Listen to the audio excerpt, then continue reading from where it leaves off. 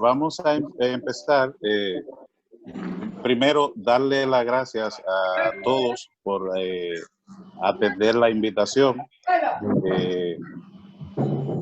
para en estos días de cuarentena no distraer un poco de la rutina de las cuatro paredes y tratar de visualizar con ojo crítico lo que está pasando en el mundo, cómo están actuando los estados, qué están haciendo para enfrentar esta pandemia que nos afecta, que afecta al mundo, y sobre todo, mucho más importante, qué vamos a hacer, qué van a hacer los estados luego de salir de la parte crítica de la presente pandemia. Digo salir porque hasta ahora, como no se tiene una vacuna, es posible que tengamos que aprender a vivir con el virus. En ese sentido, se impone mirar hacia adelante con visión prospectiva para presentar soluciones o opciones a los tomadores de decisiones en el sentido de cómo mirar luego de este fenómeno la conformación de políticas públicas, en el entendido de que luego de este fenómeno los tomadores de decisiones se van a ver obligados a pensar más en el ser humano, en la salud pública, en las investigaciones, por aquello de cumplir con un rol primigenio del Estado, garantizar el bienestar común de la persona. Sin embargo, situaciones como la presente plantean muchas disyuntivas, porque en situaciones como esta, los gobiernos necesitan revertirse de autoridad excepcional para enfrentar este tipo de situaciones, y es el temor de algunos. ¿Qué pasará después de, si en la misma forma como esta autoridad excepcional fue asignada, si de la misma manera será desmontada? ¿Qué pasará después? ¿Cómo insertarnos después de la pandemia? En ese sentido, me propicio y es un honor darle la bienvenida a nuestro expositor, el general de brigada Miguel Ángel Cordero Mejía, geopolitólogo, sociólogo, abogado, escritor, novelista, ensayista. Bueno, tiene un prontuario. Psicólogo. Vamos a dejar ahí. Máster en sexualidad. Terapeuta sexual, Juan Isidro, sí. Entonces, para mí, para Juan Isidro y otros que están aquí en el auditorio, es doblemente emocionante porque estamos interactuando en este escenario con uno de los que fue nuestros profesores más exigentes cuando en los años 2014 estudiamos seguridad y defensa. Bienvenido, Cordero Mejía, el escenario es suyo. Gracias, Alfredo. Buenas tardes para todo ese público que ha tenido la amabilidad de acudir a ese llamado que se le hace ante esta situación tan crítica como la que estamos viviendo en la actualidad. Por favor, muévemela. Lo primero que debemos acertar es lo siguiente, que la presente ponencia esa especie de un conversatorio. No vamos a tratar aquí o ahondar mucho en el ámbito de lo que son las relaciones internacionales, sino específicamente en lo que es la parte geopolítica, que es el ámbito que tiene que ver con lo que es el aparato Estado per se. Es la parte que tiene que ver con esa dinámica que envuelve al Estado y que se preocupa precisamente por saber cuál es el comportamiento que a través de la historia esta ciencia va a determinar cuál ha sido la secuencia, cuál ha sido el prontuario, el proceso evolutivo de esta ficción jurídica llamada Estado, para saber dónde estamos, pero sobre todo saber hacia dónde vamos. Por ello, precisamente, podríamos hacernos una pregunta. ¿En verdad está en crisis el planeta? Algunos podrán decir, sí, el planeta está en crisis porque hay una pandemia. El planeta está en crisis porque hay una recesión mundial. No es que vamos hacia una recesión, es que estamos prácticamente viviendo una etapa de recesión. Entonces, yo soy de los que digo que el planeta no está en crisis. Está en crisis la humanidad. Está en crisis la sociedad. Está en crisis la familia. ¿Pero por qué? Porque el ser humano está en crisis. Desde el individuo, pasando por la familia, siguiendo la sociedad y terminando en el Estado, hay una crisis colectiva. Entonces, por ahí podríamos partir de que el Estado está en crisis, pero esa crisis no afecta al planeta. Si analizamos bien ahora mismo con el asunto del COVID-19, el planeta se está recuperando, paradójicamente. Aunque la masa humana está enfermando, el planeta se está recuperando de todos esos procesos en los que el hombre ha incurrido y que han ido degradando su ecosistema. Entonces, por ello vamos a tratar prácticamente esta pequeña disertación dentro del contexto de la geopolítica como ciencia, que usa, claro está, como auxiliar, como una ciencia fundamental, las ciencias políticas, las ciencias económicas, la filosofía, la psicología, la sociología y sobre todo esa gran disciplina de la ciencia política como lo es las relaciones internacionales. En ese sentido, nosotros podríamos decir que las estrategias de los estados ante la gran crisis global es fundamental para poder solucionar cualquier tipo de crisis a nivel regional y a nivel local y cambiar de hecho el criterio de que el planeta está en crisis. Y para ello precisamente debemos hablar sobre lo que es el Estado, hablar de la evolución del Estado y qué mejor que referirnos y trasladarnos a lo que es la simiente del Estado per se, que es la polis griega. Si nos vamos, por ejemplo, a cómo surgió un Estado, una ciudad-estado en las polis griegas, podríamos tomar como referente a Atenas. Atenas que pasó por 3 grandes procesos. Un proceso inicial que fue el gentilismo, un sistema en el cual imperaban el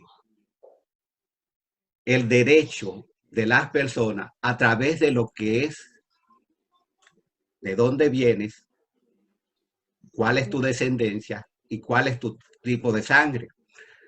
Pero todavía no se puede hablar ahí del Estado, sino que esa región ática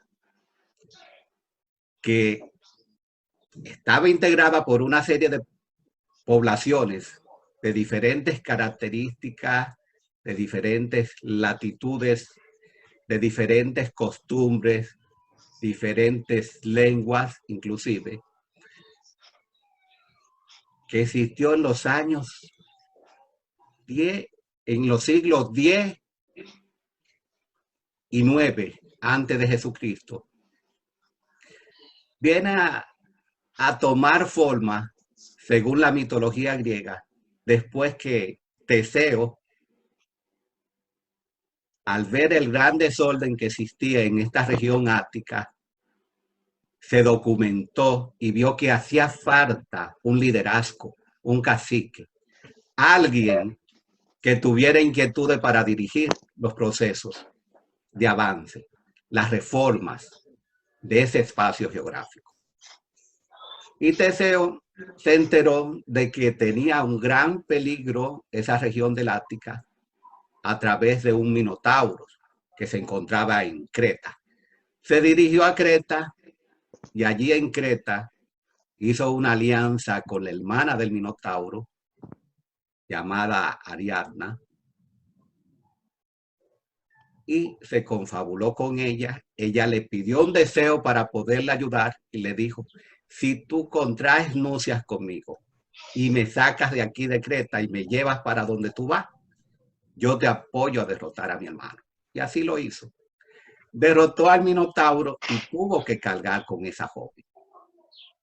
Cuando llega al Ático, allí comenzaron los procesos, lo reconocieron como un héroe y se inicia un proceso de reforma mediante el cual él instauró un nuevo sistema en el Ático, que fue el cenicismo.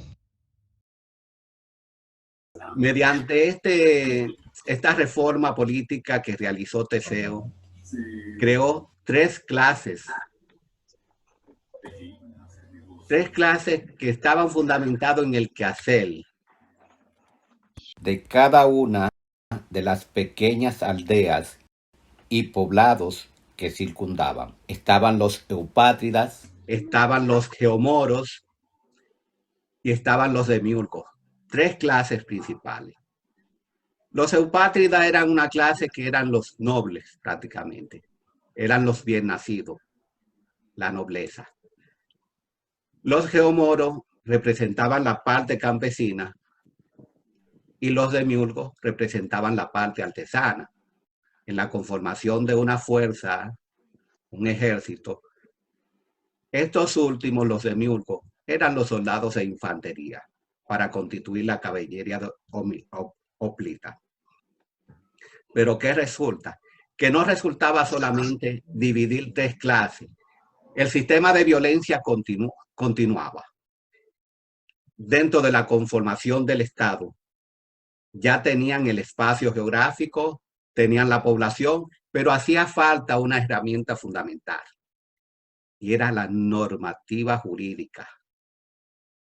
Y precisamente se buscó a un gran legislador llamado Dracón para que instituyera el orden a través de la legislación. Como bien podemos conocer Dracón, hablar de Dracón o de las leyes draconianas, estamos hablando de un sistema legislativo a veces arbitrario, duro. Y Dracón hizo un gran trabajo en esa comunidad. ¿Qué hizo Dracón?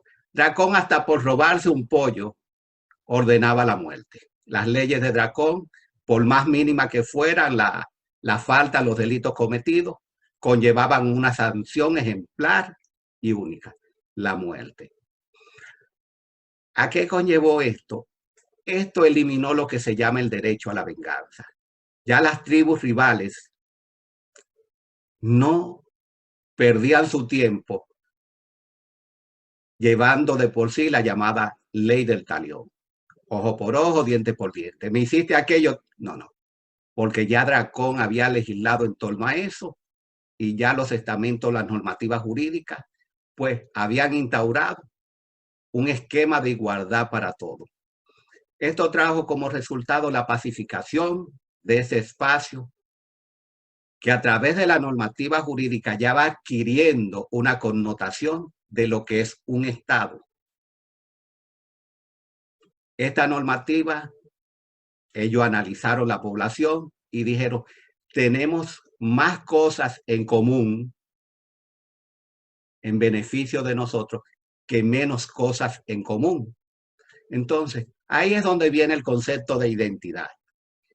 La identidad nacional, que es un elemento fundamental que constituye a lo que es el Estado-Nación. No a la ciudad-estado, sino al Estado-nación. La identidad. Cuando los pobladores de un espacio geográfico determinado, no importa la nacionalidad que pertenezcan, crean conciencia de que están viviendo bajo un sistema de igualdad y de comunidad, que fue lo que buscó precisamente Teseo, la cohabitación entre cada uno de los moradores de Atenas. Y fue así como el Estado, la ciudad-estado, fue tomando matices para lo que sería posteriormente un Estado per se. Pero, aparte de las contribuciones de Teseo, que se le considera el fundador de Atenas, vamos a ver también el aporte de una gran figura del siglo VI, que existió, llamado Solón. Solón, que nació en el año 638 y murió en el 558 a.C., entendió que no era suficiente lo que había hecho Teseo, que habían demasiadas desigualdades, y creó un sistema parecido, un sistema político llamado la timocracia. La timocracia, que es criticado precisamente por algunos autores, porque embalonaba a una sociedad con ciertos derechos que eran los únicos que podían llegar. Pero en verdad, la timocracia fue considerado tanto por Platón como por Aristóteles como un gobierno puro, un sistema de gobierno puro y verdadero. Platón, en su obra La República, hace un análisis de los sistemas de gobierno y dice: la timocracia como sistema de gobierno es un gobierno puro. Y analizando los demás, entendió que todos los demás eran corruptos. En cambio, Aristóteles entendió que este sistema de gobierno era un sistema de gobierno puro, no solo puro, sino también verdadero. Y en su obra más conocida, precisamente, Ética a Nicomaco, que fue una obra, precisamente una compilación de 10 libros, inicialmente eran pergaminos de discurso que él había dado en su liceo, el liceo que no era más que un gimnasio que se encontraba en las proximidades del Teatro Lisis, allá en Atenas. Y en esta obra, precisamente, Aristóteles reconoce los méritos de la timocracia y se va más lejos. Dice: como gobierno puro y verdadero, posteriormente esa gran obra viene a degenerar en lo que es la democracia. Es decir, que Aristóteles consideró en aquel entonces que la democracia era una degeneración de la timocracia. Oigan eso, una degeneración de la timocracia. ¿Y qué pasaba aquí en este aspecto de la timocracia? Solón, que fue un poeta, fue un reformador político, fue un gran legislador. En el año 594, esa constitución del año 1900, de ese año del 594, él establece lo que son las libertades, la suspensión de la esclavitud, y establece 4 tipos de sociedades. Y la última de ellas la denomina los TETES. Establece posteriormente en una legislación complementaria los impuestos para cada una de ellas, en una proporción de 6, 3 y 1. Y la última clase social, pues, no paga impuestos. ¿En qué estado la última clase social no paga impuestos? Todos pagan impuestos, en todos los estados, todas las clases sociales. Excepto en la timocracia. Ya nosotros vemos aquí cómo el Estado va cogiendo ese impulso para posteriormente embarcarse en lo que son los grandes logros, los grandes retos de las naciones para mantener las conquistas sociales, para mantener lo que son las reformas constitucionales. Precisamente nosotros, tomando como ejemplo el criterio de esos dos grandes filósofos griegos, Platón como Aristóteles, podríamos decir, ¿estaban ellos equivocados o tan solo vivieron una ilusión? Es difícil que dos grandes filósofos, amantes de las artes, diseñadores de una estructura y de una cultura que todavía en los tiempos actuales, en pleno siglo XXI, persiste, se hayan equivocado. Pero vamos a seguir hacia adelante a ver hasta dónde esto nos puede llevar. Por eso, como cuestionó Teseo el Ático, como cuestionó Solón a través de la timocracia, el Estado, nosotros debemos cuestionar los sistemas. Y me voy a permitir para ello leerle un pequeño fragmento de esta obra, escrita por mí en el año 2018. La profecía, el destino de Israel, en el cual vamos a ver qué nos dice con relación a cuestionar los sistemas. Es un conversatorio entre Ezequiel e Israel, en el cual Ezequiel le dice a Gabriel, algunos autores dicen que el caos, en este caso la crisis, no es bueno, porque quebranta el orden, deteriora las instituciones y denigra las normas. Pero yo te digo que el caos es bueno. ¿Por qué es bueno? Pues muestra todas las debilidades del sistema o parte de este. Lo cuestiona para que se fortalezca y mantenga vivas las modalidades y rumbo que lo sustentan, ya que un sistema no cuestionado es un sistema que debe ser revisado exhaustivamente, puesto que algo anda mal en él. Ahora, con estas expresiones de Ezequiel a Gabriel, yo me pregunto, ¿cuántas veces nosotros como seres humanos nos hemos cuestionado? ¿Cuántas veces hemos cuestionado nuestra familia? Si sacamos conclusiones, pocas veces. No hemos cuestionado como personas, no hemos cuestionado como hijos, como padres, no hemos cuestionado como hermanos, no hemos cuestionado como ente social. ¿Cuántas veces no hemos cuestionado como grupo social, como colectivo? Podemos cuestionar a otro, pero no nos cuestionamos nosotros. Ahora, ¿cuántas veces el Estado se ha cuestionado? Y por eso es que los sistemas que no se cuestionan tienden a generar crisis.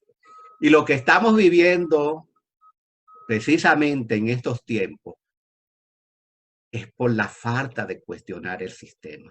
Todo anda bien hasta que salta un maco.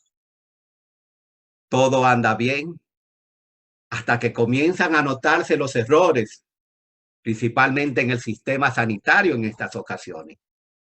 Todo anda bien hasta que nos damos cuenta que el presupuesto no fue enmarcado dentro del contexto adecuado para afrontar situaciones.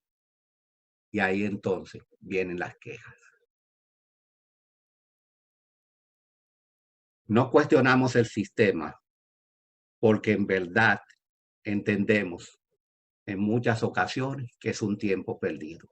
No nos cuestionamos nosotros porque en verdad entendemos que no estamos llamando a cuestionar, pero cuestionamos más para adelante, cuestionamos al vecino, cuestionamos al amigo, pero no nos cuestionamos nosotros. Eso mismo pasa con los estados.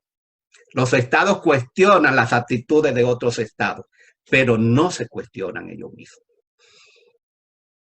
Por eso yo digo, utilizando el pensamiento de Rudolf Helen,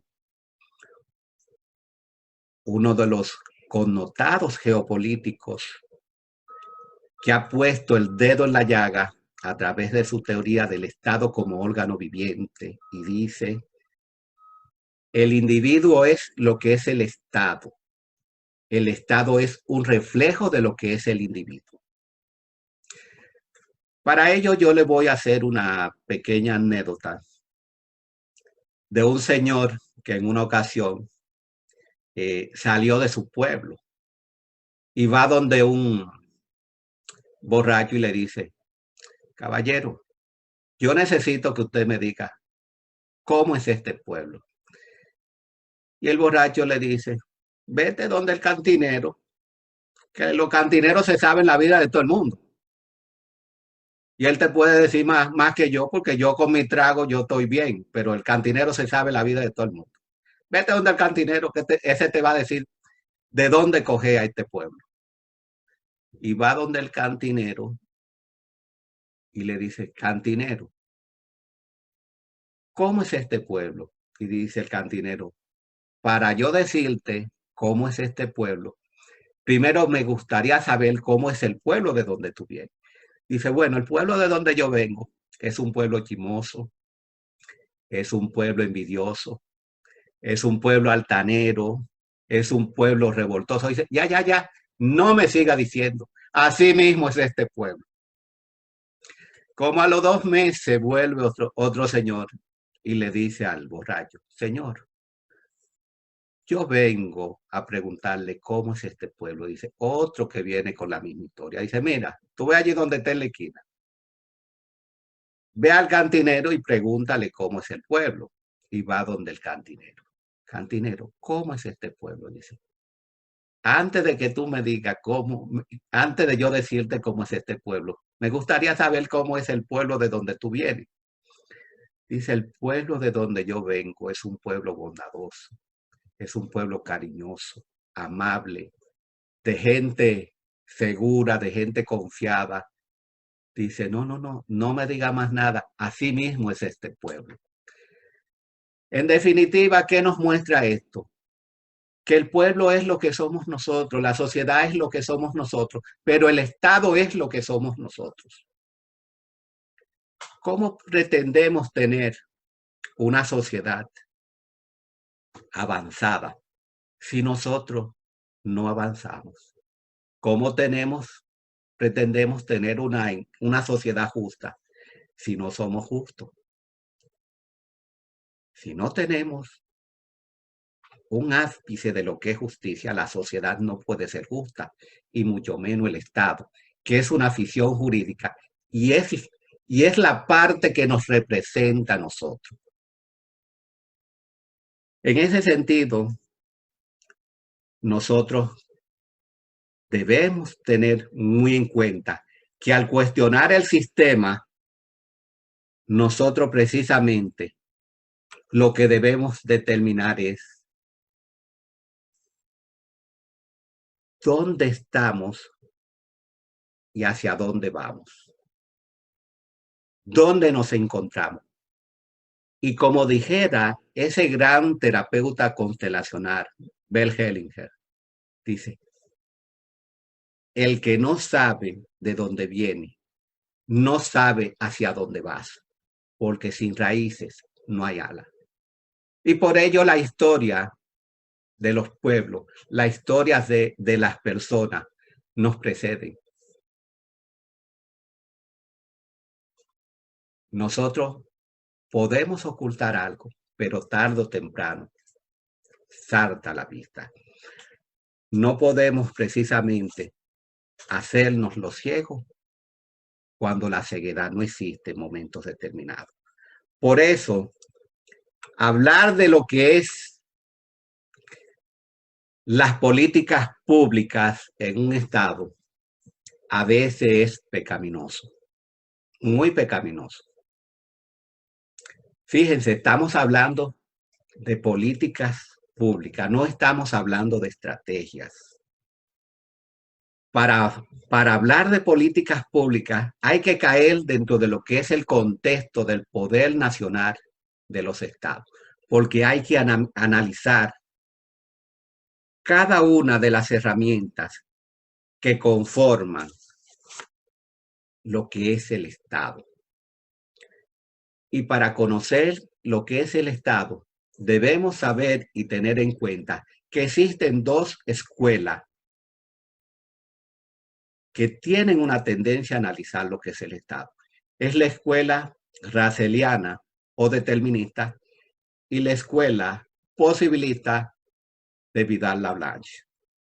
La geopolítica funciona con lo que es la escuela determinista de Friedrich Russell, un alemán que dio un gran auge a la ciencia geopolítica y que lamentablemente por ello fue satanizada. De él conocemos precisamente todo lo que se llaman las leyes geopolíticas, tanto de él como de Otto Maul, para el avance de lo que es el conocimiento del Estado. Entonces, para nosotros analizar lo que son las políticas públicas, vamos a preguntar, pero ¿políticas públicas en qué ámbito? ¿O en el ámbito geográfico? ¿En el ámbito económico? En el ámbito político, en el ámbito social y en el ámbito militar. Son los 5 elementos fundamentales, los 5 factores del poder nacional, desde el cual la geopolítica analiza lo que es el aparato Estado y puede determinar si el Estado es o no funcional. Han escuchado mucho hablar de lo que es un Estado fallido, de lo que es un Estado anómico. Para mí, como estudioso de la ciencia geopolítica de hace más de 30 años, puedo decirle que no existe el Estado fallido.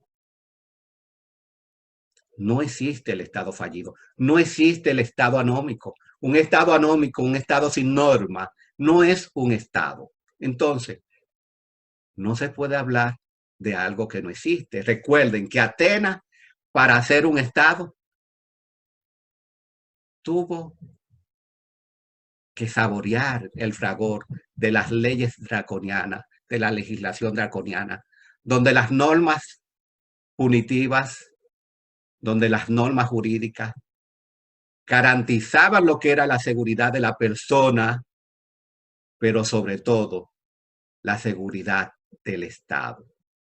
Desde esa óptica, la parte jurídica, un elemento constitutivo del Estado, que es precisamente las normativas jurídicas. Si no hay normativas jurídicas, no es un Estado. Entonces, un Estado fallido no es un Estado. Si falló, desapareció por la razón que sea, ya que haya sido absorbido por otro Estado, una unidad mayor, ya no es un Estado, entonces no existe. Por eso yo le llamo precisamente estados disfuncionales, siguiendo la teoría del Estado como órgano viviente. Los seres humanos somos disfuncionales. Somos disfuncionales. Las parejas son disfuncionales. Existe disfunción en la familia. Existe una disfunción en la sociedad. Entonces, existe una disfunción en el Estado, que es lo que algunos le llaman Estado fallido. Entre ellos está Noam Chomsky, precisamente, que tiene una obra que se llama El Estado fallido. Una obra que entré a Amazon precisamente a comprar esa obra y terminé comprando de Noam 30 obras de él. Y les puedo decir que es muy bueno como filósofo y como lingüista. Pero me quedé corto en el análisis que él hace sobre lo que es el Estado. Me quedé esperando. Entonces, nosotros, cuando hablamos del análisis del Estado, no estamos refiriendo a un análisis geopolítico. Y la parte geográfica, que es la parte que han continuado el nuevo sistema de escuelas dirigidas por CHDS y otras entidades de los Estados Unidos, eliminan el concepto de lo que es la teoría del Estado desde la concepción russelliana e imprimen en otros elementos como la tecnología, la comunicación, elementos que no dan al traste con lo que es el análisis del Estado. Si nosotros tomamos en cuenta la geografía, Napoleón decía, por ejemplo, la política de los estados reside en su geografía. La geografía es fundamental para el porvenir de los estados. No conocer la geografía de un estado es no saber los recursos con los que dispone el Estado. Por eso decía Karl Haushofer, se le denomina el padre de la geopolítica, porque hizo muchas diabluras con la geopolítica a través del concepto de geopolítica. Karl Haushofer decía, la geopolítica es la conciencia geográfica del Estado. Un concepto muy profundo. Conocer o tener conciencia de lo que es la geografía es tener conciencia de lo que es el Estado. ¿Pero por qué es necesario? Porque la geografía me va a arrojar a mí cómo yo puedo parir políticas públicas en el ámbito económico, que es uno de los elementos que debe analizar ahora mismo cada Estado en relación a lo que es la nueva crisis de recesión, donde ciertos sectores económicos han caído de la mata. ¿Cuáles sectores? Si analizamos, por ejemplo, el factor económico, nos damos cuenta que hay 3 sectores fundamentales. El sector primario, el sector que es la agricultura, el sector secundario, que es la agroindustria, y el sector terciario. ¿Qué es el sector terciario? Es el sector de servicio, dentro del cual está el turismo, la hotelería. Es un sector ahora mismo, no que está deprimido, está en cero. En cero. Entonces, ¿cuál es la ventaja de revisar las políticas públicas en el ámbito de la economía, tomando en cuenta la geografía? Bueno, que si un Estado tiene capacidad para producir en el sector primario, tiene que dedicarse al sector primario. Explote lo que usted tiene. Si usted tiene un 80%, un 75% de tierras cultivables, óigame, explote. Y ahí mismo traspase esa producción y conviértalo en un sector secundario, que es la agroindustria, y no se haga dependiente de un sector terciario, que es un sector muy, pero muy frágil, que cualquier visita se lo lleva de paro. Entonces, esas políticas públicas, cuando hacemos revisión y vemos que tenemos deficiencia en una balanza económica, producto del desfase de un renglón terciario, pero que podemos aprovechar un primario y un secundario, pues hay que entonces reinventar y readecuar en base a lo que tenemos. En el ámbito político, las estructuras políticas, que son las estructuras que dirigen lo que es el aparato Estado, verificar cuál es la composición que se tiene. Los gobiernos municipales. ¿Qué están haciendo los gobiernos municipales en el ámbito de las políticas públicas? ¿Le están dando el apoyo? ¿La están reforzando? ¿O la están cuestionando? Las políticas del gobierno central. ¿Están recomendando en sus respectivos municipios la implementación de políticas adecuadas? En el ámbito social, podríamos decir que es el ámbito más perjudicado con motivo de la pandemia. Vamos a hablar de que la sociedad necesita, requiere, urge más que nunca de la revisión de las políticas económicas dentro de las políticas públicas, porque ahora mismo hay una demanda de servicios. Hay una gran demanda, porque si el Estado está en una crisis emocional, producto de lo situacional, que es la pandemia, ¿cómo estará la sociedad? Me comentaba un amigo esta mañana que en España se ha incrementado lo que es la violencia de género. España es uno de los pocos países que ha denominado como violencia de género la violencia entre parejas y la violencia intrafamiliar. Lo que para República Dominicana es violencia intrafamiliar, en España, o violencia de pareja, en España es violencia de género. Y tienen unas leyes draconianas para estos fines. ¿Qué está sucediendo ahora mismo a nivel social con lo que es la crisis de la pandemia? El ser humano ha caído, la sociedad ha caído, la familia ha caído en una crisis. El acuartelamiento, como decimos en la guardia, que es el aislamiento social y el confinamiento en las casas, está generando un síndrome que va a conllevar a situaciones en los subsistemas familiares, principalmente en los subsistemas de pareja.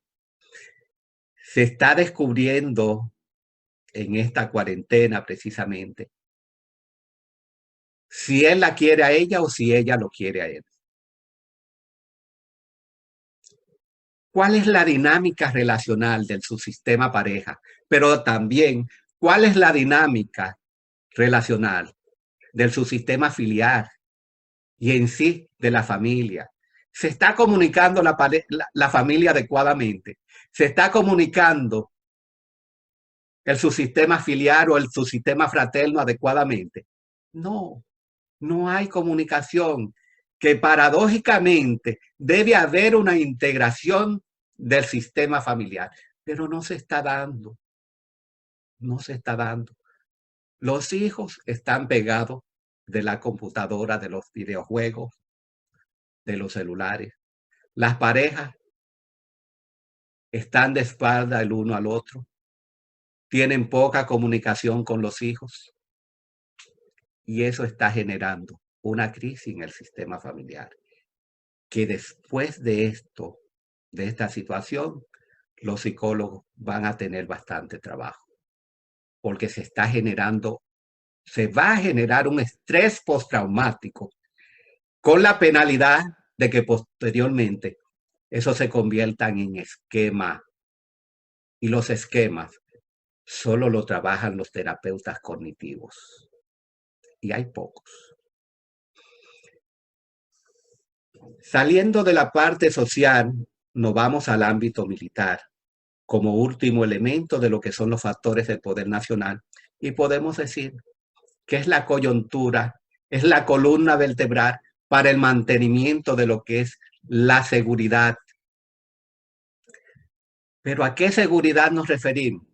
No la seguridad pública, ni la seguridad alimentaria, porque tenemos que existe la seguridad jurídica, la seguridad alimentaria, la seguridad es un concepto multidimensional. Los militares dan un apoyo al sistema para su funcionalidad. En ese sentido, vamos a ver a dónde nos lleva la revisión de esas políticas públicas después de haber analizado cada uno de los factores del poder para crear o readecuar esas políticas públicas acorde a las necesidades que los estados estén llamados a resolver. ¿Cómo se trabaja precisamente ese esquema de políticas públicas? Hay que elaborar opciones estratégicas. Las opciones son posibles cursos de acción. Son posibilidades. Es lo que podemos hacer para que algo se resuelva. Son alternativas.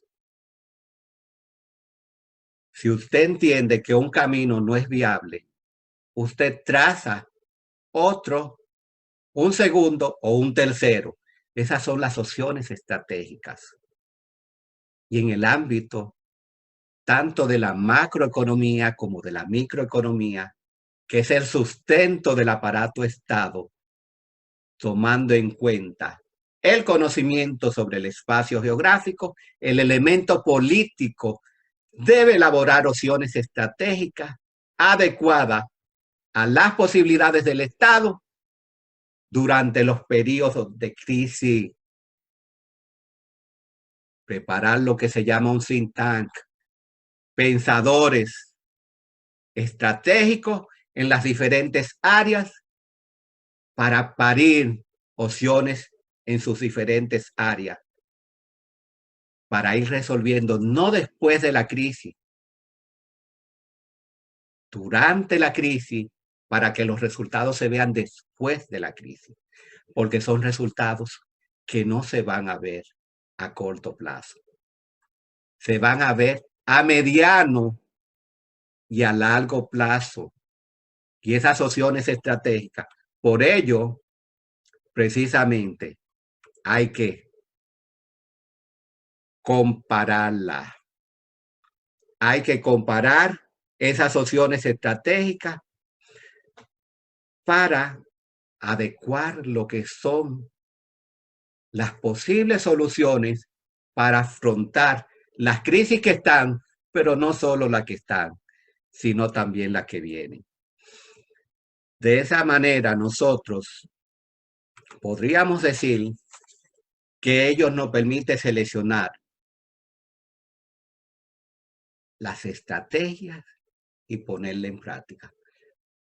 ¿Cómo vamos a seleccionar esa estrategia? Una vez comparadas, ¿cuáles son las que pueden dar más resultados para resolver el problema? Nosotros vamos eliminando posibilidades. Así como usted dice, ¿con quién me conviene más? ¿Con fulano o con perencejo? ¿O con sutanejo?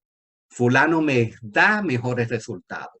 En el ámbito laboral, en el ámbito gerencial, precisamente, cuando un gerente de recursos humanos recibe una serie de currículos, lo primero que hace es entrevistar y analizar las diferentes solicitudes a través de una entrevista y determina cuál es el mejor candidato. Eso pasa con lo que es el proceso de toma de decisiones en la selección de estrategias para los fines de lo que es las políticas públicas. Hay un concepto en geopolítica que se emplea mucho y existe una disyuntiva. Si las estrategias siguen a las políticas o las políticas siguen a las estrategias. Yo le digo que es una carretera de dos vías. Es una carretera de dos vías. Se pueden establecer estrategias a corto plazo y si dan resultados, esas estrategias se convierten en políticas. Porque ¿qué caracteriza una política pública?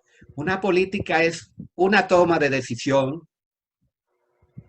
Es una toma de decisión que tiene el sello del Estado. Esto es lo que hay. Esto es lo que vamos a hacer con relación a la crisis que se está afrontando para minimizar los resultados. No para evitarlo, para minimizarlo y salir más airoso del caos en que podamos encontrar. Esas estrategias comienzan como estrategias, pero terminan como políticas, porque la estrategia no es más que el cómo vamos a realizar esas políticas.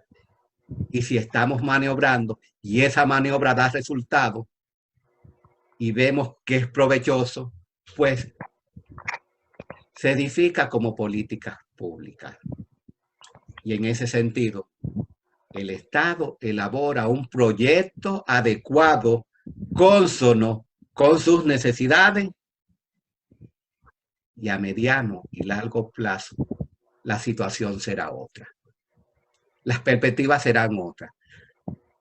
Por eso precisamente cuando hablamos de un proyecto de nación, hablamos de políticas públicas adecuadas y acertadas en torno a un análisis de probabilidades y de conciencia en base a nuestras necesidades.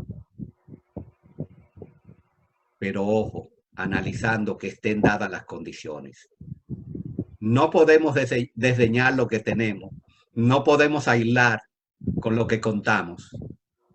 Precisamente para aventurar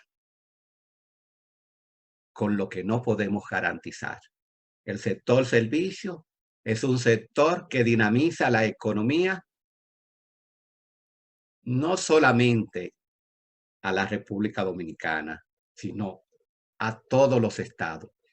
China ha tratado de reiniciar el sector servicio a través del turismo y se ha quedado con un turismo interno apenas de un 40%, muy tímido y bajando. Estados Unidos ni se diga. Las personas no están viajando ni de un estado a otro. Es nulo. Ahora mismo el turismo está de vacaciones. Instalaciones hoteleras caras que no son rentables. En ese sentido, nosotros queremos dejar la impronta de que como ciudadanos, cada uno tenemos un deber, una responsabilidad en nuestro respectivo ámbito. ¿Qué vamos a aportar al Estado? Que pueda servirle como una señal para elaborar políticas públicas adecuadas y salir de la crisis. No solamente del COVID, no solamente la crisis del COVID, sino cualquier crisis que se pueda avecinar. En el ámbito de las relaciones internacionales, podemos decir que la situación de los estados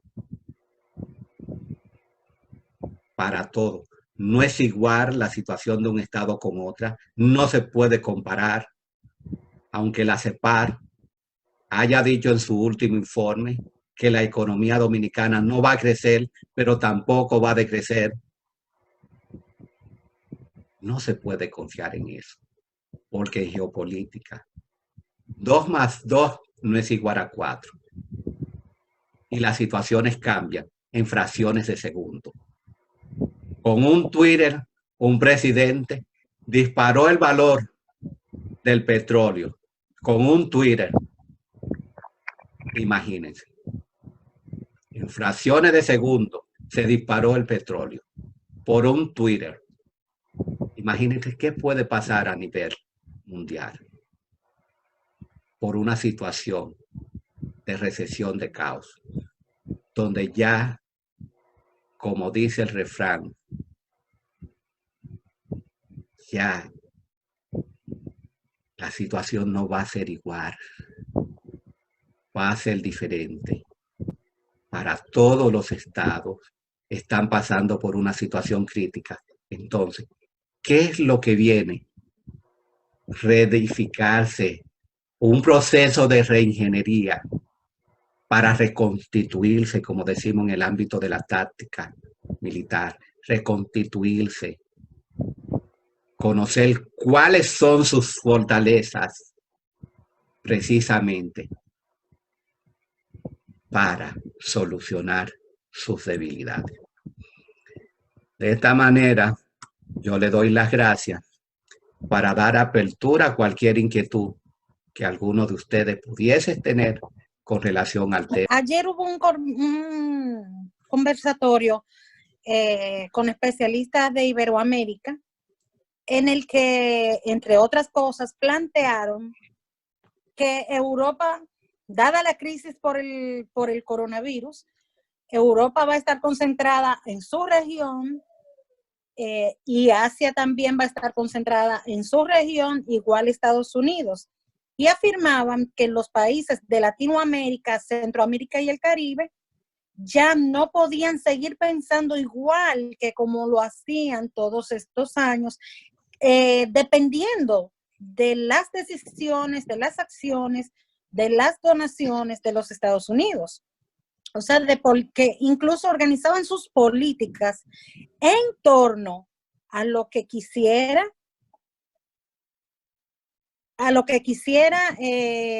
Estados Unidos en base a esas políticas. Entonces,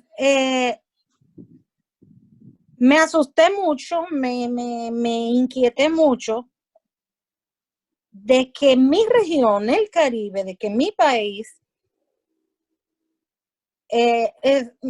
no que se haya quedado solo. A mí me aterra de que tengamos un estado fallido y que nos llegue esta situación por el coronavirus, y siento como que República Dominicana tiene que hacer estas transformaciones sola y no contando con otros países. Entonces, el señor Cordero nos da las pautas de evaluar cuáles son las estrategias y que las tenemos que poner en práctica, pero mi pregunta es, en la situación política en la que se encuentra el Estado Dominicano, ¿estamos en condiciones de encontrar realmente esas estrategias y de ponerlas en práctica? Yo creo ¿Por dónde habría que empezar? Yo creo que sí, Manuela. Muy interesante tu inquietud. Fíjate, en el ámbito de las relaciones internacionales, el multilateralismo no va a dejar de existir, no va a desaparecer. Bien, la dinámica relacional entre los estados no va a fallar por una crisis como la que estamos ahora mismo, producto de una pandemia. Lo que pasa es que la situación para cada uno de los estados ahora mismo lo ha golpeado de una manera muy contundente. Y los estados, como decía, necesitan reconstituirse porque nadie puede dar lo que no tiene. En materia sanitaria, Europa colapsó prácticamente. España, Francia, Italia, Estados Unidos. Alemania logró controlar. Pero Y Corea del Sur. Corea del Sur estaba tomado como un patrón, como Singapur. Japón estaba tomado como un modelo, pero han ido cayendo. Entonces, es un proceso de estabilización. Esta situación de crisis, en la medida que ya los estados van asumiendo un compromiso social a través de políticas públicas sanitarias. Por eso decía, cuando me refería a este libro, que hables la conversación entre Ezequiel y Gabriel. El caos es malo, la crisis es mala. Algunos dicen que es malo, pero yo digo que no. Es necesaria la crisis para saber de dónde adolecemos, para cuestionar los sistemas.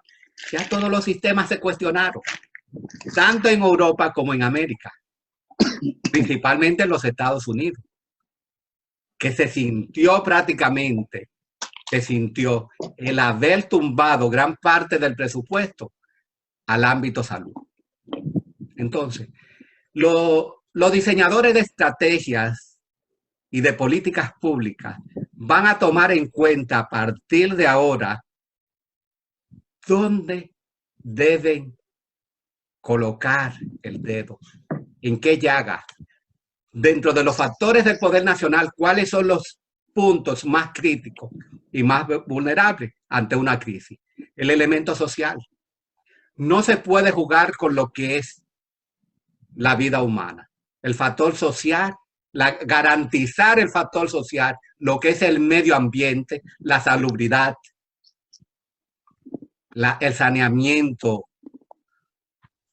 Las políticas públicas tienen que hacer énfasis de ahora en adelante en eso, porque la crisis ha denotado la debilidad de los presupuestos en esa área, principalmente en la cantidad de camas por habitantes. Es alarmante. Las necesidades de los hospitales, y no solo eso, los equipos sanitarios. Había que llegar a una crisis como esto para tocar fondo y que pudiéramos precisamente reedificarnos en materia presupuestaria hacia dónde debe ir el balance. Pero en cuanto a otra inquietud, esto no va a llevar a ningún estado a ser fallido. Existen una serie de intereses entre los estados y entre los bloques regionales hacia los cuales cada estado se sienta alineado y que esos bloques regionales van de nuevo a recuperarse después que se reconstituyan y van a recuperar esas alianzas que tienen a nivel de las regiones, tanto a nivel local, regional como global. Nadie se va a quedar desamparado. Bien. Muy bien. Sí, ¿otra pregunta? Por favor. Adelante, Lenín. Sí, gracias. Partiendo reiteradamente, darle las gracias por estar entre intelectuales. Partiendo del punto de vista económico, siendo la República Dominicana una economía de servicio y el turismo prácticamente ha colapsado, donde aporta el 10% a la economía global. Entonces, la pregunta sería, ¿estaría la República Dominicana en abocarse a recuperar la inversión en materia agrícola, ya que tenemos tierras fértiles para producir y recuperar la economía en esa vertiente?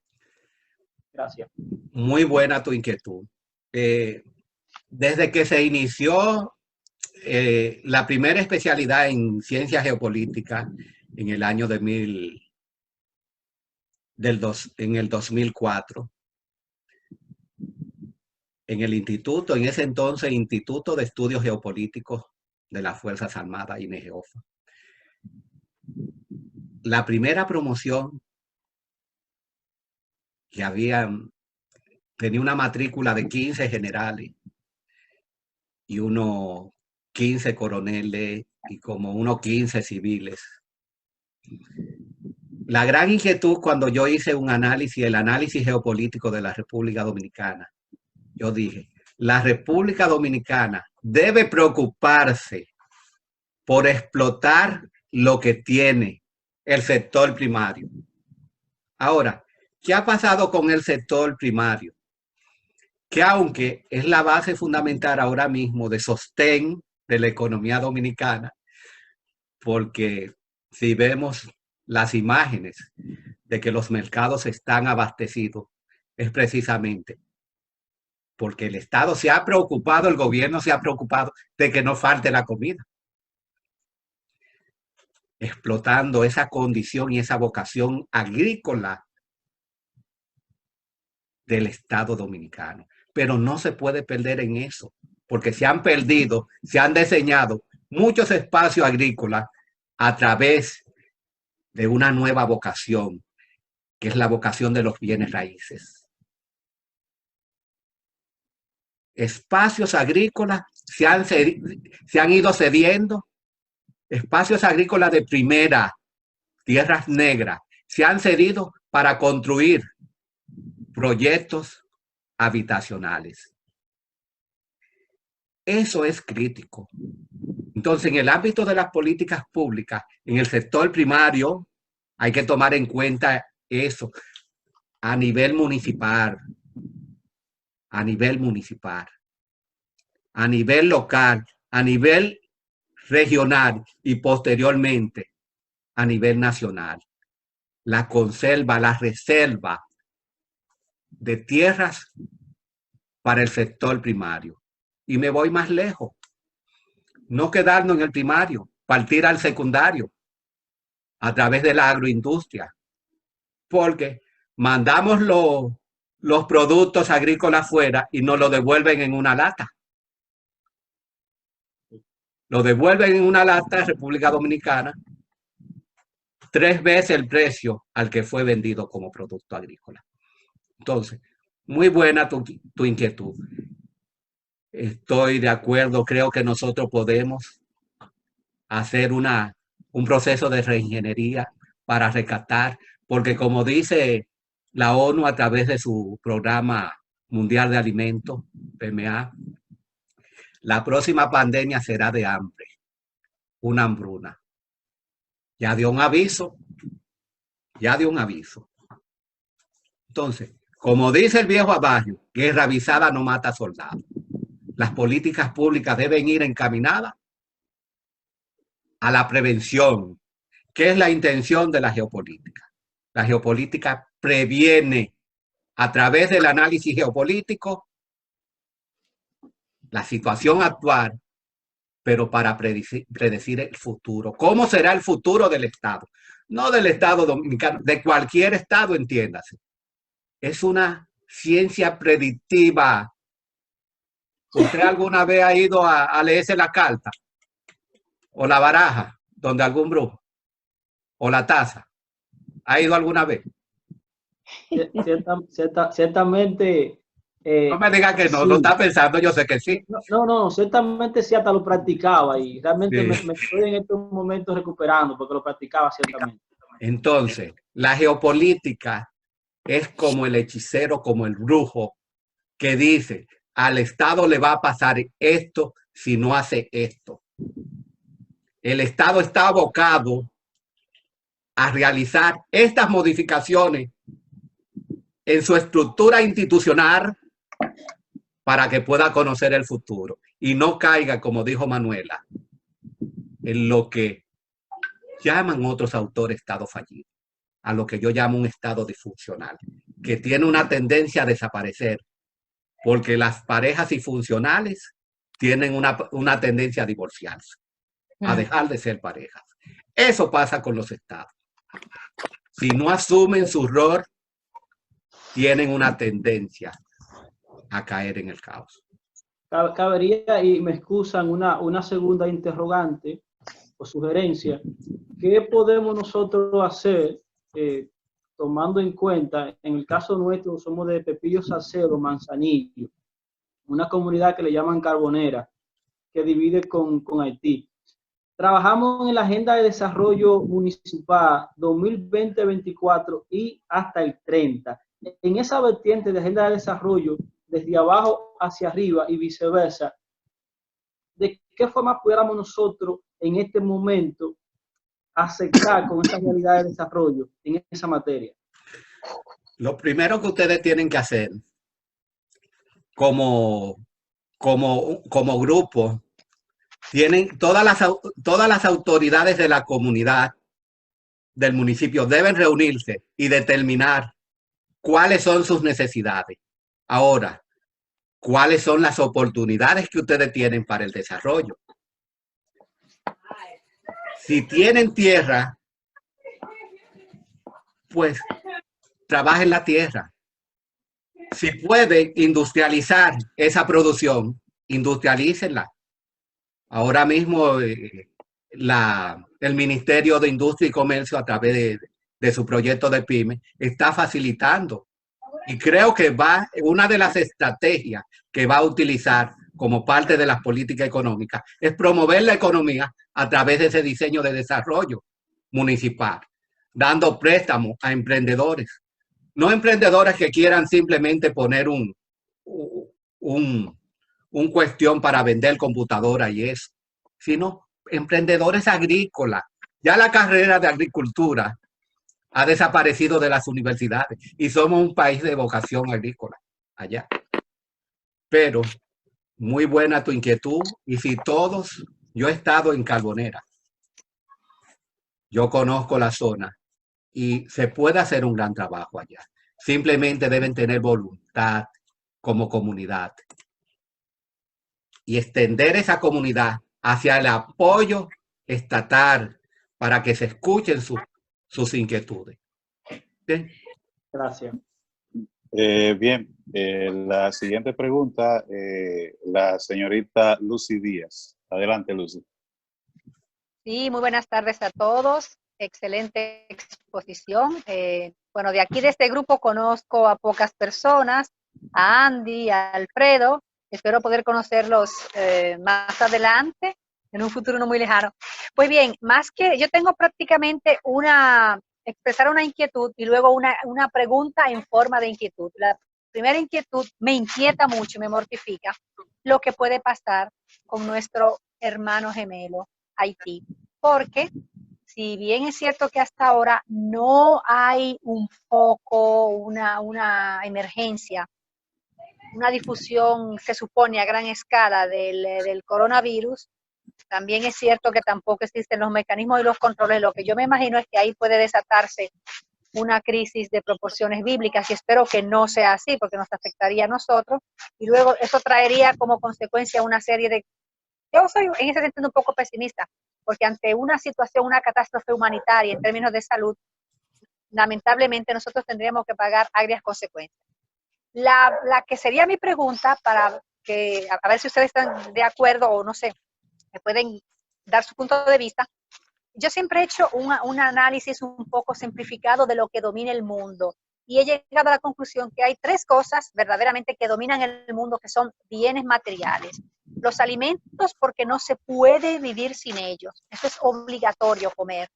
No se puede vivir sin medicinas y ustedes saben que ahora las farmacéuticas, muchas de ellas, las que tendrán acceso a las vacunas y demás medicamentos que pueden contribuir a erradicar la pandemia, van a hacer negocios trillonarios. Yo me inventé hasta cuatrillonarios.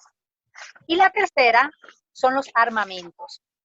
¿Cómo va a influir esta crisis de salud y en un segundo momento de hambre en la industria de los armamentos, sabiendo que, por ejemplo, en Europa tenemos a Alemania, el país líder de la Unión Europea, que es un enorme, pero es un gran productor de armas y un grandísimo exportador de estas armas, no solamente en Europa, sino también a otros países y a sobre todo países de Medio Oriente. Tu inquietud es muy acertada, comenzando con la magnificación de la crisis que pudiese haber del lado opuesto a la isla.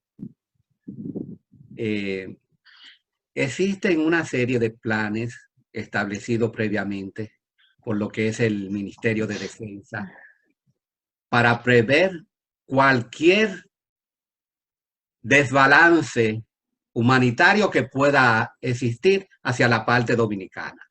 Existen planes con relación a eso. Ahora, la gran pregunta es la siguiente.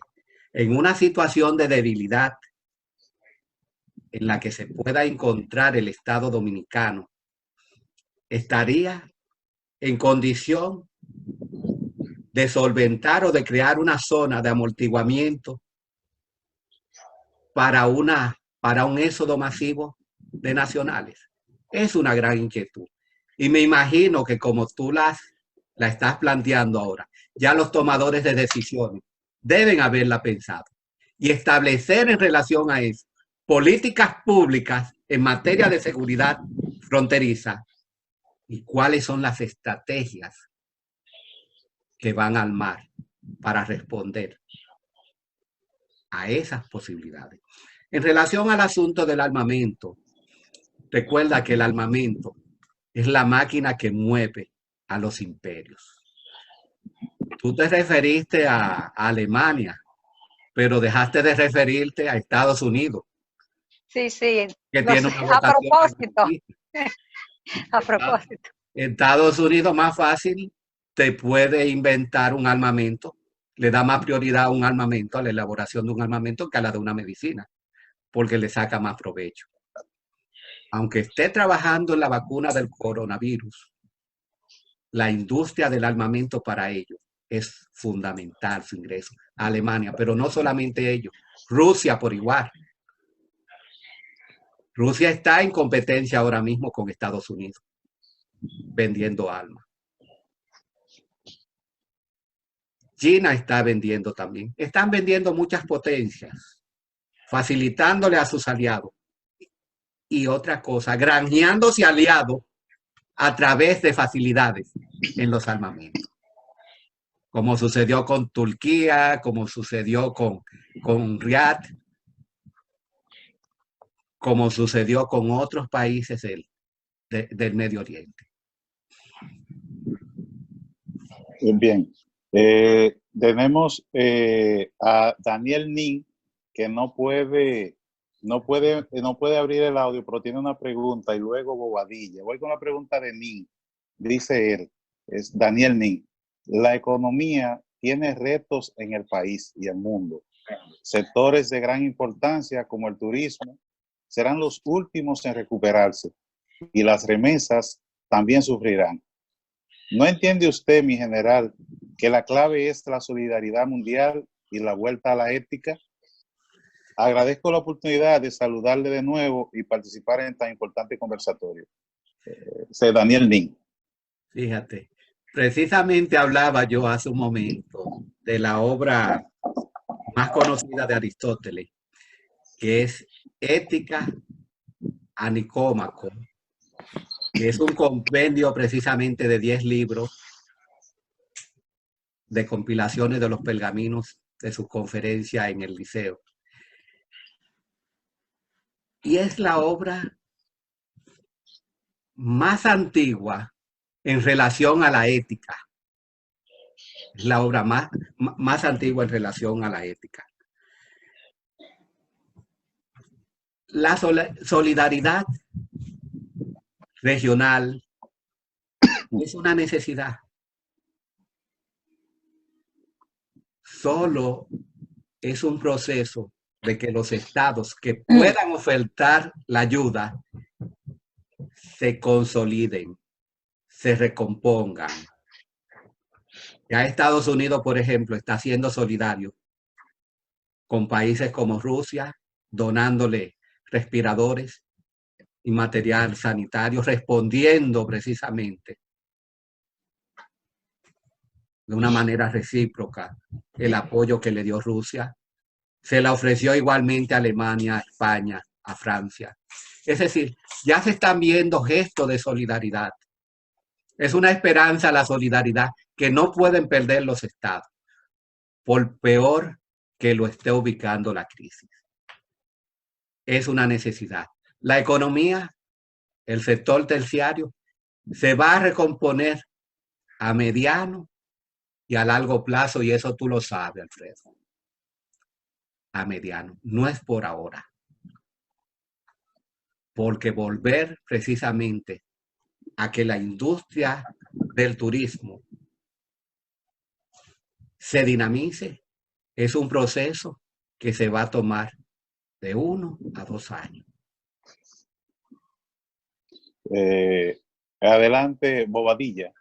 ¿Cree usted que nuestros políticos están dispuestos a reinventarse y reinventar nuestras políticas públicas a partir de este momento?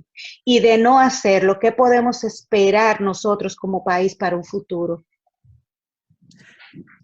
Yo pertenezco a la filosofía de Augusto Comte. Yo soy positivista. Yo soy positivista precisamente porque entiendo que es una situación que es humana, es una necesidad, y como quiera que sea, es su misión, es su deber, es su responsabilidad. Algunos políticos dominicanos individualmente están haciendo su trabajo, un trabajo de espontáneo, un trabajo que va a ser reconocido posteriormente. Pero no solo eso, esa inquietud no debe ser de uno, debe ser del Estado.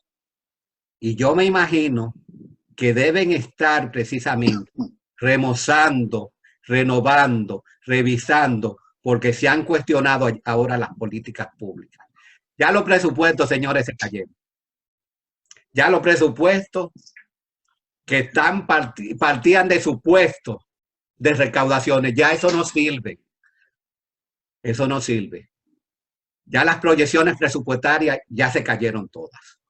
Entonces, ya esa ley de presupuesto, ya eso es inexistente, porque hay que readecuarla en base a lo que se tiene o lo que se puede percibir. Los reajustes fiscales son necesarios, no solo para el caso de República Dominicana, sino para todos los estados. Deben estar haciendo revisiones fiscales, revisiones de políticas precisamente, con un diseño y un contenido humano al ámbito social, porque es una necesidad. Si no lo han pensado, alguien le va a llevar esa inquietud. Y los estados están en elecciones cada X tiempo. Las elecciones son las que dicen si tú actuaste bien o actuaste mal. Entonces, te agradecemos esa inquietud, Bobadilla. Bien, en lo que surge otra pregunta, Cordero Mejía. Los que interactuamos en estos grupos de WhatsApp que abundan ahora, o sea, la tertulia y todos los diálogos se han trasladado a los grupos de WhatsApp. Pero lo que tenemos formación en el área de seguridad y defensa y en el área de relaciones internacionales y ciencia política, se nos hace difícil a veces cuando en estos foros interactúan personas que a veces carentes de la formación interpretan, tratan de analizar el Estado desde una visión como una persona común, de los sentimientos de persona común y no con criterio de Estado. Entonces viene que chocan los enfoques porque al faltar una cierta profundidad teórica en estos conceptos, entonces esos análisis tienden a estar erráticos y es que ahí surgen los enfrentamientos. En ese sentido, hago el preámbulo para qué luz usted podía arrojar en ese sentido en situaciones como estas. Fíjate, Alfredo, el sesgo no solamente está en las personas que carecen de cierto conocimiento. Carecer de cierto conocimiento no es malo, porque el que peca por inocente es como un niño. Pero lo lamentable del caso está en el que tiene el conocimiento y cree que lo sabe todo, porque una cosa es tener conocimiento sobre algo y otra cosa es tener conocimiento sobre todo. Por ejemplo, te voy a establecer una relación. A veces hay quienes se tildan experto en relaciones internacionales, pero el experto en relaciones internacionales no es un experto en geopolítica y viceversa. El experto en geopolítica no es un experto en relaciones internacionales. Aquí se confunde mucho eso. ¿Por qué te digo eso? Y yo sé por qué tu inquietud. Yo soy un investigador del aparato Estado y por eso me denomino geopolitólogo. Ni siquiera internacionalista, teniendo un máster en relaciones internacionales, porque no he descollado en esa área. Pero una de las facetas del que maneja el ámbito geopolítico es que tiene que manejar el ámbito internacional, el ámbito de las relaciones internacionales. Tiene que manejar la parte histórica de los estados. Tiene que manejar la parte social del contenido humano, que por eso precisamente estudié psicología. Y puedo hablar desde el individuo, la familia, la sociedad, hasta el Estado, porque nadie puede hablar de lo que no conoce. Y cuando yo digo que la difusión del individuo va a llevar a una difusión de la pareja, a una difusión del sistema familiar, a una difusión del sistema social y una difusión, no hay que decir a una difusión del Estado, porque el Estado somos nosotros, como dijera un gran gobernante. Creo que fue Luis XIV. El Estado soy yo. Lo dijo, alguien lo malinterpretó, que era porque él tenía el poder. No, era porque él era parte. Todos somos el Estado. Y al que le duele el Estado, pone su granito de arena. Entonces, en ese sentido, dentro del contexto de lo que está sucediendo ahora en el ámbito de las relaciones internacionales, nadie puede augurar nada, Alfredo. Por más que tú veas un movimiento estratégico, una estrategia de un Estado, llámese China, Rusia, por ejemplo, la diplomacia de la mascarilla, se ha ido cayendo, se ha ido desmoronando la diplomacia de la mascarilla. Así es, el relato que se ha tratado de construir sobre ella. Ese relato se ha ido desvaneciendo porque en la medida que los estados se van recomponiendo a nivel económico y van asimilando el proceso de la crisis, se van readecuando a las situaciones porque el Estado tiene la misma facultad que tiene el ser humano. Tú puedes llegar a una fiesta y sentirte mal, te sientes mal, la bulla te molesta, pero si te queda ahí 10 o 15 minutos, media hora, te va adecuando. Y ya a la hora, a las 2 horas, tú estás bailando y bebiendo más que todo lo demás. Eso le pasa al Estado. Se va acotejando a las situaciones y se va adecuando hasta que comienza su vida normal. Y tanto los que le llaman o le denominan los imperios, los estados que son potencias, como las potencias emergentes, saben que tienen un gran compromiso. Y es precisamente, primero resolver el problema en casa, para luego resolver el problema fuera de casa. Pero la dinámica relacional de los estados a nivel del ámbito internacional es cuestión de meses para recomponerse. Ya de septiembre a octubre, ya nosotros podríamos ver algo ya más definido a nivel de de las relaciones multilaterales post-COVID-19. Bien. Manuela tiene la mano en alto. Adelante, Manuela. Bueno, partiendo de la geopolítica latinoamericana, centroamericana, el Caribe, es lo mismo, donde se ha dejado aún más al desnudo la situación de los sistemas de salud.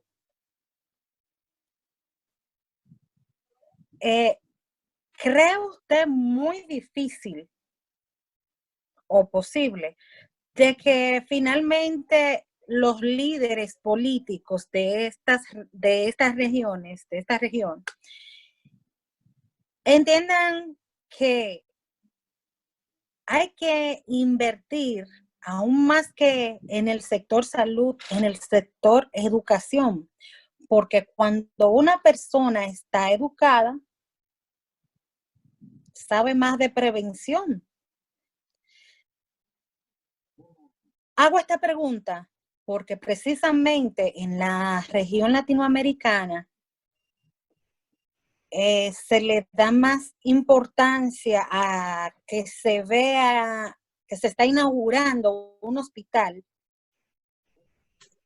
a invertir en cualquier área de la educación donde quizás no se ve. Donde se compren computadoras no se va a ver tanto como que se construya un hospital, como que se le paguen a los médicos. Y, o sea, ¿usted cree que es posible que se entienda la importancia que tiene la educación? ¿Recibirá la educación la inversión que realmente necesita? Tanto, igual o más que la salud. Muy buena tu inquietud, Manuela. Fíjate lo siguiente. La situación geopolítica de un estado no es igual a la situación geopolítica de otro estado. La geopolítica entre los estados es diferente. Cada estado tiene una situación geopolítica diferente. Aún la Unión Europea, como Unión Europea, cada estado es diferente al otro, desde una óptica geopolítica. Me doy a entender. En cuanto al asunto del presupuesto, es bueno saber que los presupuestos tienen limitaciones. Tienen limitaciones.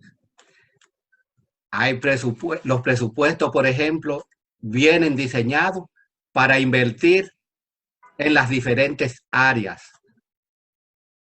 Y una de esas áreas es la parte salud y la parte educación. La parte de la inversión en infraestructura. Tanto la parte salud como la parte educación está contenida dentro de la inversión en el ámbito social. Pero la parte de la infraestructura es una parte que no se puede quedar atrás. No se puede quedar atrás. Dentro de esa infraestructura está la construcción de puentes, la construcción de presas, la construcción. ¿Te das cuenta? Claro. La construcción de las mismas escuelas y los mismos hospitales. Pero no es solamente construirlo, equiparlo. Ahí es donde se va el grueso del presupuesto. Y a veces los estados, por más que quieran, no pueden. Tú te vas al presupuesto familiar para que analice el presupuesto del estado. El hijo tuyo te pide, mami, yo quiero esto. Lo primero que tú analices tu presupuesto, no puedo. Lo que tengo es para la comida. Para mantener engrasado el sistema funcional de la familia. No puedo, mi hijo. Desde que pueda yo te aviso. Eso pasa con los presupuestos. Los presupuestos tienen limitaciones porque están fundamentados en proyecciones, en recaudaciones, que pueden ser ciertas como pueden ser falsas. Que cuando son falsas, ¿sabe a qué mecanismo recurren los estados? Al endeudamiento. a la emisión de bonos. Estos bonos de ahora que la mayoría de los estados van a tener que recurrir, los bonovirus, van a caer bien fuerte si no se buscan tasas de interés factibles de acuerdo a la condición de peligrosidad que tenga el Estado o a los niveles de endeudamiento que pueda tener el Estado. Es decir, que yo entiendo que más que fortalecer el presupuesto para cambiar la mentalidad de la población, lo que hay es que realizar campañas de concientización ciudadana con relación a los manejos en ciertas crisis. Generar conciencia, como se hace, por ejemplo, en otros estados. Los niveles de conciencia son prácticamente el factor fundamental de la responsabilidad del Estado para poder conocer lo que es un nuevo horizonte. La conciencia. Eso fue lo que unió los diferentes pueblos del Ático para que Atenas pudiera ser un Estado. La conciencia. Eso falta en muchos estados. Bien. No te escucho, Alfredo. Alfredo Vargas, adelante con una pregunta. La pregunta que le tengo, ¿cree usted que como una de las medidas que se tenga que enfrentar el próximo gobierno que venga y la crisis que va a venir de la pospandemia, le llegue el momento de la República Dominicana de redefinir el costo de la democracia representativa, en que no podemos darnos un país que tenga 32 provincias, pues se necesita 200 diputados, tantos senadores, si este no es el momento de hacer un cambio en cuanto al aparato del Estado, burocracia y el costo de la democracia representativa, como la República Dominicana de 1844, que se administraba bien en 4 provincias. Muchas gracias. Alfredo, un placer escucharte después de tanto debate por los chats. Fíjate, hay algo que hay que tomar en cuenta. Yo dije en el transcurso de la exposición, hablé sobre cuestionar el sistema. Cuando yo hablo de cuestionar el sistema, es un preámbulo precisamente para posteriormente parir políticas públicas. Ningún Estado puede parir políticas públicas adecuadas si no se cuestiona debidamente. Entonces, tú te estás refiriendo a lo que yo llamo la macrocefalía del Estado. El Estado macrocefálico, los estados macrocefálicos son aquellos que tienen instituciones, que tienen duplicidad de funciones. 3 instituciones que se dedican a construir casas, a tal cosa. Esa macrocefalía que pueda tener cualquier estado está llamada a ser cuestionada a partir de ya. No esperar que suba una nueva autoridad en cualquier estado. La crisis ha generado que se cuestione el sistema, que no estaba preparado para eso, para afrontar esa situación. Una situación humana, como viene próximamente otra situación humana donde no estén produciendo alimentos, van a tener que buscar países como República Dominicana que pueden exportar. Entonces, hay que tener una visión de futuro para decir, Taiwán no produce comida. Bueno, ya no vamos a hablar de Taiwán porque no hay relaciones diplomáticas con Taiwán, pero hay muchas islitas de estas en el Caribe que son de ciertas dimensiones que no producen alimentos. República Dominicana puede, dentro de sus políticas públicas, generar una estrategia que vaya encaminada hacia allá. Ahora, no podemos caer, Alfredo, en lo que es la utopía de Tomás Moro, en idealizar al Estado como un asunto que no es propio de los seres humanos. Recuérdate que los sentimientos y las emociones son propias de los seres humanos. Por eso decía Joseph Ramonet, y después de la pasión política, ¿qué? ¿Qué es lo que viene? Gracias, Alfredo, por tu inquietud. Tenemos una inquietud de Elvis. Elvis está confrontando problemas con el audio, pero me escribió por acá, por el chat, me escribió su inquietud. Él dice, por favor, haga esta pregunta.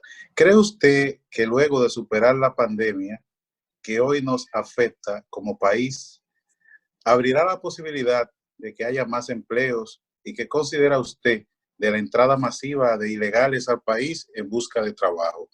Pienso que después de que usted responda esta pregunta, tal vez una más para ya concluir, okay. Pero el tiempo ya que tenemos y hay otras personas que tienen que coger clases y acudir a otras responsabilidades, que está tremendamente bueno.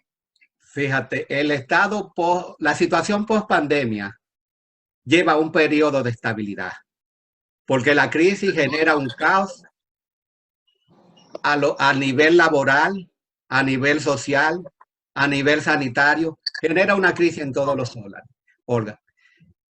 La situación del empleo tiene que aguantar. Precisamente en el día de ayer, el presidente de los Estados Unidos emitió una orden ejecutiva prohibiendo la inmigración. Eso va dirigido a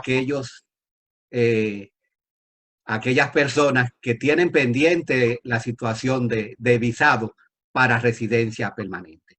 Por 60 días. Por 60 días inicialmente. Así es, así es. Pero tú puedes estar seguro que viene una prórroga como el estado de emergencia. Así es. 60 días inicialmente. Eso es una forma de garantizar el empleo a los que lo perdieron en esta situación de crisis. Todos los estados van por esa línea. Todos los estados van por esa línea. Los empleos no se van a recuperar en 2 ni en 3 meses. La economía tiene que dinamizarse para que los empleos vuelvan a evolucionar, vuelvan a dinamizarse. Y con ello la economía. Porque si las empresas no abren, no se dinamiza la economía. Decía yo en un tuit hace unos días que los estados pueden permitir que se resienta su economía, pero no pueden permitir que se muera su economía. Porque permitir que muera su economía es permitir que mueran sus ciudades y sus ciudadanos. Y otra cosa por encima de todo, que un estado que se debilita en su economía pierde lo que es poder nacional. ¿Qué es el poder nacional? La capacidad que tiene un estado de incidir tanto a lo interno como a lo externo, tanto en su área de interés como en su área de influencia. Pierde capacidad de proyección. Y por eso ustedes ven que los países desarrollados, los países que tienen un sistema a nivel de potencia, están preocupados por abrir los negocios, porque es lo único que le garantiza mantener la macroeconomía estabilizada o una garantía de que no vaya a colapsar su macroeconomía, porque si colapsa la micro, colapsa la macro también. Así es. Bueno, si no hay más preguntas, profesor, entonces entiendo que podría usted hacer las conclusiones del evento.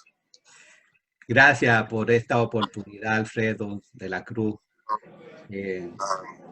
Señores, tenemos que ser muy optimistas ante esta situación, porque no solo nos espera esta, nos esperan muchas más. Y lo importante de todo esto es el aprendizaje que vamos a tener. Esto ha sido una oportunidad para navegar en el mar de las experiencias y acumular éxito futuro a través de políticas públicas adecuadas y acertadas, con una visión hacia lo que yo llamo la construcción de un Estado nacional, un Estado, un proyecto de nación, donde se escuchen todos los sectores, donde participe todo el que tenga que participar, donde se escuchen las voces disidentes, los no disidentes, pero que se tomen en cuenta todas las opciones estratégicas emitidas por esas sociedades, sean de la civil o de la no civil, todos esos grupos, que se escuchen esas opciones estratégicas para la elaboración de políticas públicas adecuadas y acertadas, y sobre todo oportunas en los actuales momentos, para que podamos ver el porvenir, para que no generemos tanta inseguridad, que es uno de los esquemas ahora mismo que le está quitando la tranquilidad y el pueblo a cada uno de los ciudadanos del mundo, no del Estado Dominicano solamente, del mundo. La desesperanza de saber cómo terminará este asunto. Muy bien, profesor. Pienso que la ocasión es propicia para agradecer a usted en primer lugar por tener la sensibilidad y la solidaridad de en este momento en que tanta falta hace hablar de estos temas, que muchas veces se dice que a las personas le interesan, no, pero es que muchas veces no lo comprenden, no es que no les interesan. Entonces, agradecerle su disposición a colaborar en este sentido de orientación y también agradecer a quienes nos han acompañado en esta iniciativa y también mandarle un mensaje de solidaridad en el plano local, es decir, es un momento en que la necesidad toca la puerta de muchos conciudadanos y a veces no nos damos cuenta porque a veces nada más sabemos de la puerta de la entrada de nuestra casa hacia adentro, pero a veces en el trajinar de la vida no nos enteramos qué sucede de la puerta de la entrada de nuestra casa hacia afuera. Entonces es el momento de usted en su lugar saber esas personas que necesitan una mano amiga y usted ser solidario, porque esto es el momento de ayudar a las autoridades a jalonar en una sola dirección, que nos quedamos en casas, pero para que aquellas personas que no dependen de nada se queden en casa necesitan una mano solidaria. No es que usted tiene que convertirse en Santa Teresa de Jesús, pero sí un poco de desprendimiento, un gesto de ayudar a cualquiera, en este momento ser solidario y apoyar las iniciativas de las autoridades que pretenden mantenernos focalizados para en un momento no ir a desbordar con un descontrol los servicios de salud. Muchísimas gracias. Espero que esto lo podamos realizar más a menudo. Alfredo, permíteme decirte algo en relación a lo que tú acabas de decir. Es muy importante. Estamos viviendo un momento de recesión, pero con ello debemos vivir un momento de reflexión ciudadana, sobre todo nosotros como ciudadanos. ¿Qué rol debemos jugar? ¿Qué rol debemos jugar ante los procesos de toma de decisiones para generar políticas públicas eficientes? La compenetración con nuestros semejantes, con nuestros vecinos, ahora mismo tiene un toque diferente, porque ya tú no puedes o darle el abrazo o darle la mano, pero este tipo de actividades virtuales que se hacen van a trascender, porque la comunicación ahora prácticamente va a ser digital. Ya está en la casa, uno se comunica por el celular con los hijos. ¿Te pasa eso? Fulano, tráeme un vaso de agua. Es decir, la comunicación, yo clamo porque la comunicación y la interacción en la dinámica relacional del ser humano no sufra una baja o una decadencia con esta situación que estamos viviendo. Es mi gran preocupación, que el humano se convierta en inhumano debido al régimen de aislamiento, de incondolente con lo que es la cosa pública, sobre todo, porque el Estado es una responsabilidad, no de los gobernantes, es una responsabilidad de todos. Primero de los ciudadanos y después de los gobernantes, porque somos los ciudadanos los que llevamos los gobernantes a donde están. Entonces, el aporte que podamos hacer, vamos a hacerlo desde nuestras posiciones, humildes, sin arrogancia, sin petulancia, pero de corazón sobre todo. Yo te voy a poner una tarea. Sí. Prepárate 2 o 3 grupos en diferentes áreas. Lápiz y papel. Sí, prepárate para obtener opciones estratégicas en las diferentes áreas. Tú que manejas el área energética, opciones estratégicas en las diferentes áreas, precisamente en el ámbito económico, en el ámbito turismo, en el ámbito de los diferentes sectores de la producción.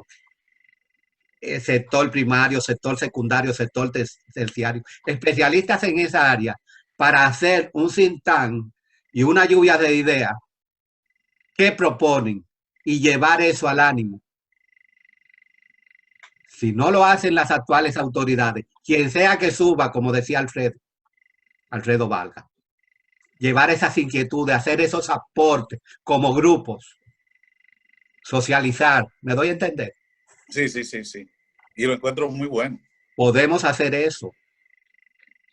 Sí. Generar iniciativas con tendencia precisamente a remozar el sistema, el aparato, ese gran motor que genera una dinámica para que el Estado pueda ser en verdad eficiente. En vez de criticarlo, vamos a contribuir. Así sea detrás de la sombra. No hay que tener una posición determinada para apoyar en el proceso de toma de decisiones.